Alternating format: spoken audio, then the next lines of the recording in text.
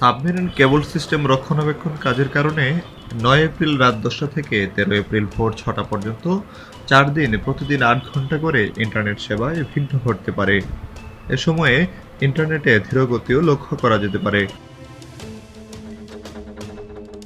বুধবার এক সংবাদ বিজ্ঞপ্তিতে তথ্য জানিয়েছে Bangladesh submarine cable PLC, BSc PLC. বিজ্ঞপ্তিতে বলা হয়, কুয়াকাটা স্থাপিত দেশের দ্বিতীয় সাবমেরিন কেবলের রক্ষণাবেক্ষণ কার্যক্রম গ্রহণ করা হয়েছে।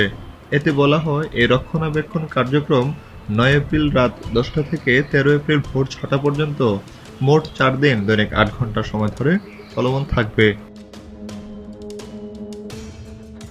প্রতিষ্ঠানটি বলছে, রক্ষণাবেক্ষণ কার্যক্রম চলাকালে সংশ্লিষ্ট কনসোর্টিয়ামের সঙ্গে সমন্বয়ের মাধ্যমে কাজ দ্রুত ও সুষ্ঠুভাবে সম্পন্ন করার সর্বোচ্চ চেষ্টা করা হবে, যেন নির্ধারিত সময়ের মধ্যেই স্বাভাবিক সেবা পুনরায় নিশ্চিত করা যায়। Desk report, BNews 24।